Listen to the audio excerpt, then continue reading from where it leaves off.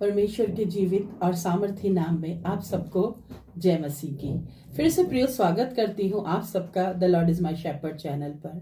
आज मनन करने का विषय जो पिता ने मुझे और आपको दिया है वो हमारा थर्ड स्टेप है गॉड के फेवर की बात करने के लिए। जब वो हम पर अपना अनुग्रह, अपनी कृपा और फेवर दर्शाते हैं तो कौन सा ऐसा तीसरा कारण है जिस वजह से हमारा फेवर रुका हो जाता है या रुक सकता है? वो है संसारिक संगीत में लिप्त होना।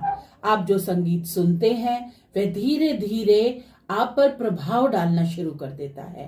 बाइबल से देखेंगे फिलिपियों की पुस्तक उसका 4 अध्याय उसकी 8वीं आयत को याद रखे मेरे प्रियो।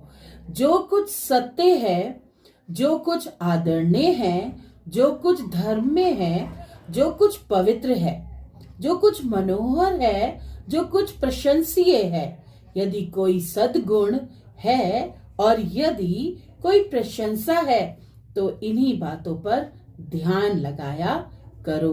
मेरे प्रियो, कुछ गीत ऐसे होते हैं, उनके शब्द, उनकी बातें कुछ ऐसी होती हैं जो हमारे या आपको शारीरिक लालसाओं में फंसाते हैं और आपके आत्मिक जीवन को परमेश्वर से दूर ले जाते हैं। तो शायद कुछ लोग जो हैं वो मेरे इस बात से सहमत भी हो और कुछ लोग असहमत भी हो, परंतु मेरे जीवन में और आपके जीवन में परमेश्वर कार्य करने को तैयार बैठा है।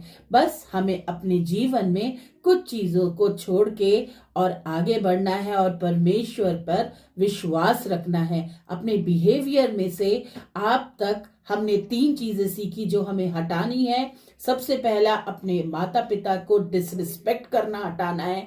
दूसरा, अपनी जो तुलना है वो किसी और से नहीं करनी है। तीसरा जो आज हमने सीखा, संसारिक संगीत में लिप्त नहीं होना है। आगे हम 2 हमारे बचे हैं जो हमें सीखेंगे आने वाले दिनों में, जिससे हमें अपने जीवन में पश्चाताप और तौबा करनी है ताकि हमेशा हम सबको गॉड का फेवर मिलता रहे। जय मसीह की।